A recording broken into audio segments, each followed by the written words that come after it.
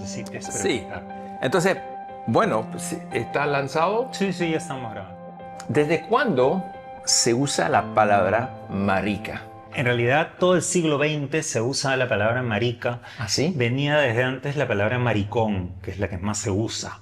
Maricón es una palabra que se ha usado aquí Muy en el conocida. Perú, muy conocida para insultar a los Sí. homosexuales, ¿no? Sí. Tiene una connotación negativa, tanto así que en el diccionario de la Real Academia de la Lengua Española, la definición de maricón es hombre homosexual y cobarde. Ajá. Afeminado y cobarde, ¿no? Ajá. Entonces está asociado el maricón también como con la significación debilidad. de la debilidad y la cobardía. Sin embargo, la vida de los maricones en el Perú ha sido cualquier cosa menos cobarde. Hemos tenido que ser muy valientes para sobrevivir y para enfrentar Frente a los a desafíos. la policía, a la homofobia, a la familia, a toda la sociedad que nos miraba, ¿no? Durante la primera parte del siglo XX, los primeros 80 años, hasta el año 79 más o menos, los maricones, los homosexuales, teníamos presencia solamente en las páginas policiales, Sí. como incursiones de la policía que entraba en las fiestas privadas y como parte de los crímenes, ¿no? Sí. Había muchos crímenes de vergüenza, había maricones que asesinaban a otros maricones para mostrarle a los demás, mira, el maricón es él, no yo. Entonces había casos de parejas de homosexuales que asesinaban a su pareja para probarle a los demás que ellos no eran maricones. Uso la palabra maricón a propósito y uso la palabra marica en la carátula, en el título de los libros, porque en los años 80 a mi generación nos tocó y decidimos coger la palabra y adoptarla Y transformarla y volverla algo cotidiano. en una reivindicación. Claro. Y entonces dejó de tener esa carga de insulto, porque entre nosotros nos decíamos maricón, y entonces en el momento en el que alguien nos decía maricón en la calle ya no tenía carga de insulto, ya era una cosa casi descriptiva. Sí. Sin embargo, en el año 79-80 hay unas revistas heterosexuales pornográficas Ah, sí. que comienzan a usar la palabra gay.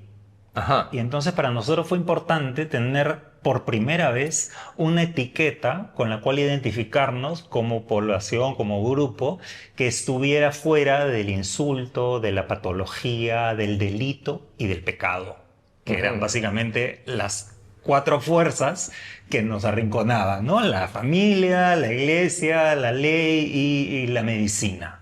Entonces, eso me permite hacer conexión con una frase que me llamó la atención. ¿Qué ocurrió en el siglo XX para que los homosexuales pasáramos del pecado al crimen, del crimen a la patología y de la patología a estar de moda? Que ahora es que así como de moda, ¿no? Las empresas disfracen su logo con la banderita arcoíris o algo así. Pero ¿no? solamente para el mes de junio. El resto del año las empresas no auspician ningún podcast. Por ejemplo, el podcast que yo tengo que se llama Ausencia Cultural, que es un podcast abocado a la historia de la homosexualidad en el Perú, no tengo ningún auspicio porque las empresas no quieren involucrarse en ese tema. Entonces, para junio, que es el mes que se celebra el orgullo acá en Perú, ahí sí ponen su logo de colores, ¿no? Sí. Como un gesto falso, Sí. pero el resto del año no Ok. existimos para nada. Ajá. Durante los años 80 y 90, que son los años realmente fuertes de la reivindicación y en el que pasamos de ser marginales Del pasar a de la ser- sombra a la luz. Exacto, lo hicimos sin ninguna ayuda ni de la ONG, ni de ningún grupo político, ni de izquierda, ni de derecha, ni ninguna bandera de colores. Fue una gesta completamente personal de nosotros, que tuvimos algunas personas que dieron la cara en los medios, como Coco Marusix, que es un famoso transformista, Ernesto Pimentel, que es un transformista que también termina construyendo una especie de travesti, de drag queen, folclórica con identidad nacional peruana y termina teniendo un programa de televisión, un horario familiar. Ajá. Entonces, eso hace un quiebre enorme para la percepción de la gente. Sí. Y también tuvimos en el año 94 a un escritor que se llama Jaime Bailey, que confiesa su homosexualidad en el libro. Y entonces, él que era el personaje de la televisión más famoso, más poderoso, el periodista más influyente, guapísimo, inteligente, rico y que todo el mundo respetaba, que era homosexual. Y entonces, para todo el país, eso fue un terremoto, porque hasta ese momento los homosexuales, para todo el mundo, estábamos estereotipados en la travesti que se prostituía en la avenida o en los programas cómicos el mariquita afeminado que se le agarraba golpes. Antes de eso, tuvimos un grupo de peluqueros que fueron realmente nuestros primeros embajadores, peluqueros famosos, afeminados y todo, que fueron los peluqueros de las primeras damas y gente que dio la cara. Que fueron los primeros que dio la cara. Choco, Silvio, Rafo Rabanal, Cherí, fueron un grupo de gente que también fue muy importante. Lo que pasa es que no había el impacto de televisión que tuvo luego Coco Marusix y Ernesto Pimentel y Jaime Bailey, ¿no? Que son básicamente nuestros tres grandes personajes que hacen el cambio con todos nosotros atrás, que éramos los que estábamos en la discoteca cohesionándolos, digamos, ¿no? Y personajes esenciales, Mario Carosi. Mario Carosi es el creador de la primera discoteca gay que hay en el Perú, el año 81. Había habido varias, pero la primera discoteca en la que se forman la revista travesti, así como el Moulin Rouge, la revista de Varieté. Él hace revista de Varieté travesti, y en esa revista de Varieté travesti es donde aparece Coco Marusix y Ernesto Pimentel.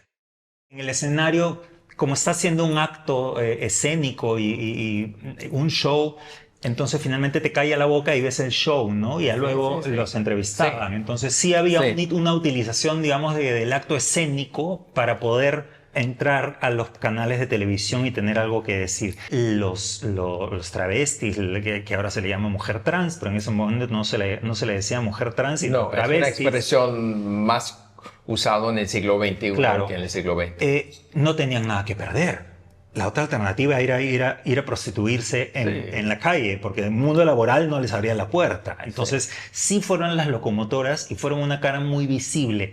Luego es que los gays han ido dando la cara, ¿no? Pero sí hay que reconocer que las primeras que dieron la cara y se enfrentaron al peligro han sido las travestis. En esas crónicas no solamente cuento lo que sucedía alrededor y hago un recuento histórico desde el comienzo del siglo XX hasta la actualidad del siglo XXI, sino que también cuento mi propia historia, que es lo que fue para mí ser un adolescente homosexual, un niño homosexual y pasar todo lo que pasé. Y nosotros no teníamos la cultura que tienen hoy los homosexuales de la victimización.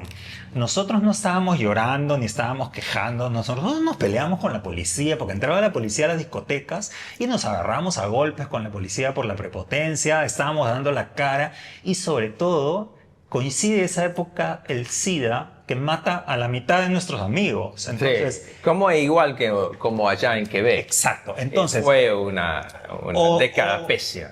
O nos esforzábamos en ser felices o nos esforzábamos en ser felices, no había alternativa. Entonces, el abordaje a esto tiene el mismo sentido del humor y la misma ligereza con la que en ese momento tomábamos las cosas, que en realidad ha sido una tragicomedia, porque era trágico, pero también la risa ha sido el mecanismo que tuvimos para no tirarnos por la ventana y para no matarnos, ¿no?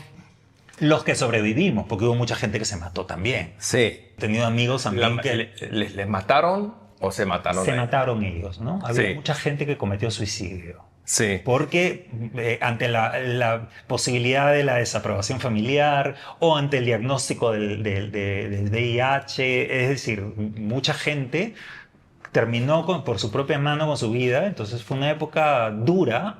Sí. Pero era esa la época en la que teníamos que ir a las discotecas, bailar y ser felices. Sí. Nadie nos iba a quitar nuestro derecho a arrancarle a la vida la porción de felicidad que merecíamos. Y para mencionar la combinación del estilo de novela en la escritura con la documentación de los hechos que exige un ensayo, yo he notado este parágrafo que habla de un caso de asesino entre un tipo que se entiende que es negro y que había matado a su amante, se creó, pero nada más para el estilo. Los médicos de la morgue, escribió usted, los médicos de la morgue descartaron la violación, pero tampoco le hicieron caso. El Poder Judicial aprovechó la inflamación pública para enviar 3 mensajes. Una advertencia a los negros, otra a los homosexuales y una importantísima a los niños para que se alejaran de ambos. Entonces, yo veo que a usted le gusta muchísimo usar su talento de escritura para sostener el proyecto de ensayo, ¿no? Lo que pasa es que la crónica es el ornitorrinco de la literatura. Es decir, la crónica es este animal, el ornitorrinco es un animal que tiene de anfibio, tiene de pato, tiene de mamífero, tiene un poco de todo. La crónica admite que uno tenga licencias literarias para contar la realidad. Sin embargo, es un relato histórico, es un relato periodístico. Mi trabajo literario es anterior. Yo he publicado antes de estos 2 libros 14 novelas que he publicado entre Perú y España. Entonces, yo tengo una pluma, no solo la pluma de la mariconés, sino la pluma de escribir. Sí. Y por eso es que de pronto notas que a la hora de escribir tengo algunos recursos que no son tan secos, ¿no? Ajá. Sí, sí. No son tan periodísticos, Sí. digamos. Yo fui el primero y el único que registró todo el siglo XX en video. Yo me robé ¿sí? la cámara de video de mi padre a mediados de los años 80, comienzos de los 80, y me iba a las discotecas y grababa todos los números de En las discotecas, en las discotecas, adentro. Adentro de las discotecas. Yo grabé... Con acceso privilegiado. Sí, sí. Porque en esa época ningún canal de televisión hubiera pasado esas imágenes. Entonces, No, teníamos la seguridad de que eso que estaba siendo grabado era absolutamente marginal y que no iba a ver nadie, ¿no? Entonces no me hicieron problema en grabar nunca, en ninguna de las discotecas, que luego se hicieron como 4 o 5 discotecas, fue un circuito de discotecas donde habían los shows travestis, y yo lo grabé todo.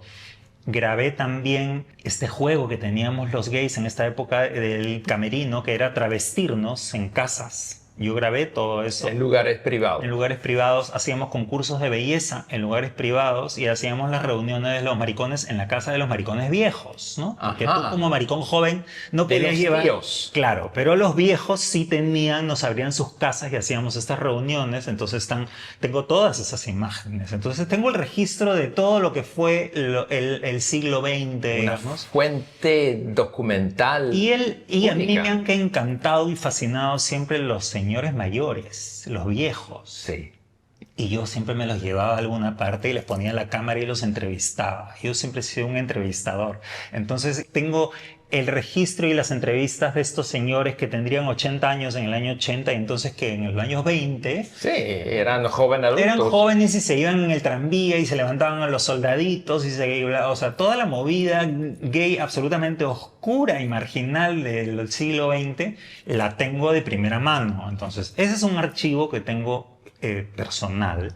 Que es único. Que es único. En los años 70, finales de los 70, estas revistas pornográficas heterosexuales comenzaron a tener mucho contenido gay. ¿Ah, sí? Comenzaron primero con una sección que se llamaba Carnet Gay, la revista 5, que tenía una página, pero en la sección de contactos, donde la gente escribía para contactarse con otra gente, se dieron cuenta que había un gran público homosexual y entonces esa sección comenzó a crecer y terminó teniendo 20 páginas, es decir, la tercera parte de la revista, sí. Y las otras revistas copiaron esto, entonces hay mucha información. Y todas esas revistas yo las conservé porque yo las alquilaba en el colegio. Yo era como una especie de pornógrafo en el colegio, alquilaba esas revistas a mis compañeros. Abajo de... Todo era muy marginal.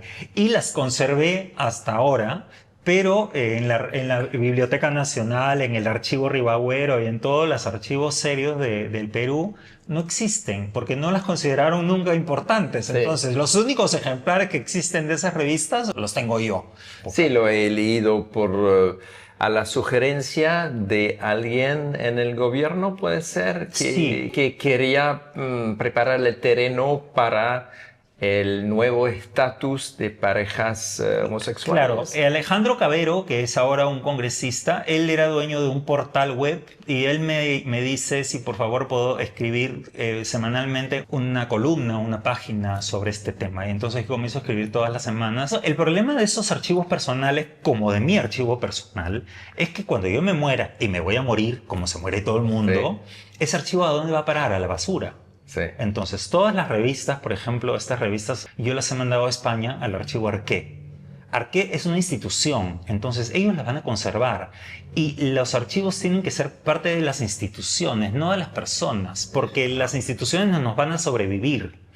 Yo he ofrecido este archivo a la Universidad Católica, a la Biblioteca Nacional, al Archivo Ribagüero, Instituciones peruanas. instituciones peruanas, y no responden. No les interesa. Les parece una mariconada. No se encuentra en Lima como tal un barrio gay o un barrio LGBT, como una zona muy delimitada que toda la población limeña va a identificar como un barrio gay. No, no. Así como en España o Madrid queda Chueca, por ejemplo, no hay un barrio determinadamente gay. Lo que ha habido es un barrio un poco más amigable con las cosas y los locales gays, como Miraflores, que es el lugar donde estamos ahora, porque el movimiento comercial permitía que las discotecas estuvieran dentro de otras dinámicas. Entonces uno pudiera estar caminando por la calle entre gente que estaba comprando o paseando, entrabas a la discoteca y luego una vez que salías podías integrarte nuevamente de manera invisible a una dinámica paralela, ¿no? Sí, pretendiendo que, bueno, estabas mirando por ahí. vitrinas de librería o de florista. Exacto. Y todas las discotecas tenían siempre dos puertas, ¿no? Una puerta que entrabas primero y otra para adentro, y se reservaban el derecho de admisión, es decir, tú no podías llegar siendo una persona desconocida a una discoteca, mucho menos si estabas en grupo de gente y entrabas. Un poco como un club privado. Sí, pero no era un club privado. El análisis de la persona que estaba en la puerta era: esta persona puede ser peligrosa para los de adentro, porque sucedía que entraba gente para pegarle a los maricones, para agredirlos. Entonces, se cuidaba mucho a la gente que estaba adentro. Yo la primera vez que iba a una discoteca no me dejaron entrar. Entonces apareció una persona que yo conocía y me dijo: no, sí, él es de nosotros. Y entonces ya ingresé. Y a las siguientes veces el portero me había conocido y ya yo podía entrar solo o llevando otra gente. Ajá. Pero sí era como una cofradía, ¿no? No podías llegar así sin que nadie te conociera. Eso es lo más cercano a un bar gay, a un barrio gay que hemos tenido, Miraflores, ¿no? Solamente los locales destinados al público gay han sido discotecas y bares. No hay librerías gay, no hay restaurantes, no hay, digamos, que otro tipo de locales como sí se ha ocurrido en Chueca, ¿no? Y en otros bares, en Montreal, en otros barrios. Montreal, San Francisco. Claro. Sí. Eso no ha ocurrido acá. Un plan archipiélago y nocturno, básicamente. Sí. Nocturno. Ajá. Ha habido en los años 80 algunos bares para mujeres. Había uno que se llamaba el Dunker. Dunker. El Dunker. Dunker. El Huaraz. Después había uno que se llamaba La Ferretería. Ha habido algunos bares, pero como son pocas, no eran bares que pudieran subsistir con una clientela grande. Entonces ellas finalmente se terminaban integrando. ¿Son pocas o son más discretas? No les gusta la vida pública y se juntan más en casas. Ha habido 2 o 3 mujeres lesbianas acá muy ricas que tenían una casa de playa, la otra tenía yate, un barco. Entonces se juntaban y hacían fiestas en estas casas. Otra tenía una casa de campo. Entonces ese tipo de movimiento ha habido y son muy endogámicas, ¿no? Son grupos cerrados. ¿no?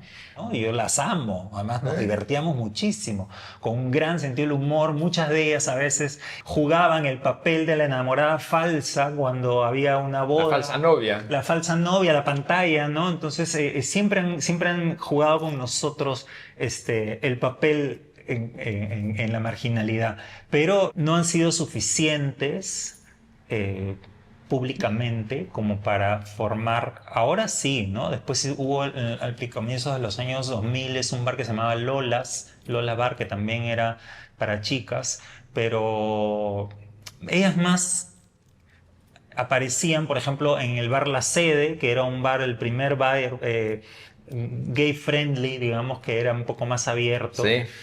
En el año 2000, que hay una mujer española que se llama Mar Villanueva, que abre este primer bar grande, ¿no? O sea, había habido antes el Kitsch, que era un bar chiquito, pero para bailarinas y gente del circo y del teatro en Barranco, pero Mar abre este bar grande, ¿no? Y como antecesor hay un bar acá muy cerca que se llamaba el Nirvana, que era una especie de discoteca, pero dark, de gente de New Age, dark en los 80. Y eso era también como una especie de sitio donde tú podías ir y ser más o menos gay y maquillarte, pero no es que sea gay, es que soy dark, ¿no? Es que soy New Age, no sé qué. Entonces, digamos que eso es como un antecedente, pero no es un bar propiamente abierto. Entonces, para concluir, ¿cuáles podrían ser los próximos proyectos? Estoy abocado básicamente a hacer el podcast, el que se llama Ausencia Cultural, que son entrevistas. Cada entrevista, hay dos tipos de entrevistas, hay algunas testimoniales y hay otras que son del personaje, en el que hacemos como una especie de mini documental, ¿no? Con la persona y con mucho material de archivo. Yo tengo mucho material de archivo, entonces utilizo este material para que la entrevista no solamente se pueda escuchar, sino que sea para ver. Yo creo que es un complemento a Crónicas Maricas. Tanto Crónicas Maricas como otras Crónicas Maricas, las entrevistas que estoy haciendo son un complemento. Se llama Ausencia Cultural, ese es el proyecto ahora, y también tengo pensado o sacar un Crónicas Maricas 3 o hacer un libro sobre el archivo. Yo creo que el archivo también merece ser visto. Creo que la gente tendría que tener acceso a mirar todas estas imágenes y estas revistas y tener acceso a eso como un documento, ¿no? Se ha hecho en México, se ha hecho en Estados Unidos, se ha hecho en España, estos libros de cómo nos retrataba la prensa y cómo aparecíamos en los medios de comunicación. Entonces sí es importante que la gente vea, porque si no hacemos este trabajo de memoria y este trabajo de archivo, que es el trabajo que has hecho tú en Quebec, las generaciones que vengan adelante, primero que pueden ser susceptibles de ser engañadas. O sea, puede venir gente a decirles, no, esto no sucedió, no fue así, siempre hemos estado maravillosamente bien y siempre hemos estado en paz. O cuando retrocedemos, que siempre podemos retroceder, siempre hay amenazas islámicas, por ejemplo, que nos pueden hacer retroceder. Siempre hay que tener una referencia y un archivo de mira que en algún momento logramos cierta libertad y quiénes fueron los que la hicieron y por qué se logró así. Y no es que uno haga este trabajo para sacarles en cara, ni para decirles, mira, vengan a agradecernos. No. Simplemente yo creo que tienen que saber de dónde vienen para que sepan que el suelo que pisan alguien lo aplanó antes. Y para que sepan que eso que hemos conseguido todavía se puede perder. Siempre se puede perder. Siempre se puede retroceder. Perder terreno. Exacto. Y todavía, en el caso de Perú, hay muchas cosas que hacer. Y aquí lo único que hacen los jóvenes es ir una vez al año a la marcha, agitar su banderita de colores y se acabó. Y esperan que los políticos vayan a hacer todo su trabajo. Y aquí los políticos no van a hacer nada. Ni los políticos de derecha, porque están abrazados a la Iglesia Católica, por más que se llamen liberales, ni los políticos de izquierda. Interesante eso. Porque los políticos de izquierda lo que hacen es que el problema no se resuelva. Porque en la medida que el problema no se resuelve, ellos pueden seguir recibiendo los fondos de afuera de las ONGs. Entonces, los políticos no van a hacer nada por nosotros, lo tenemos que hacer nosotros. Tenemos que empujar el discurso público a tal punto que al político normal ya no le dé vergüenza aprobar una ley de unión civil. No puede ser que en pleno siglo XXI, a 25 años del siglo XXI, el Perú siga como si estuviéramos en los años 80. Entonces, y eso es simplemente porque la gente se ha dormido. Porque se dice que acá en Perú no es tan avanzado como, por ejemplo, en Argentina, en Brasil, en México. Hasta Bolivia. Hasta Bolivia. Y Ecuador. Y Venezuela. Que tienen unión civil. Ajá. Acá no tenemos nada. Todavía ¿Por qué? no. Porque los jóvenes han esperado que la cosa es votar a su representante, que una vez que llega al Congreso no ha hecho nada. Tenemos 25 años del siglo XXI con representantes de izquierda y gobiernos de izquierda no han hecho nada. Ajá. Entonces, ¿dónde está tu banderita de colores? Sí. Es una farsa. Ajá. Es una farsa. Los maricones somos una mercadería política. Una mercadería política. La derecha nos señala como si fuéramos el peligro del cual ellos nos van a salvar, ¿no? Toda la gente católica. Y entonces votan por la derecha para que no salgan los maricones. Y la izquierda nos dice, ay, nosotros sí te vamos a salvar. Y entonces toda la juventud va y vota por ellos porque rechazan. Para cosechar los votos. Claro. Pero a la hora que ocurre, a la hora que están en el terreno, nadie hace nada. Nos estafan. Ajá, bueno. Y no somos tan importantes. Interesante de notar eso. Estuvimos hablando de los dos libros de Javier Ponce Cambieracio, Crónicas Máricas, volumen 1 y volumen número 2. Entonces, muchas gracias de nuevo. Muchas gracias a ti. Ok. Ok, gracias. Ok, gracias.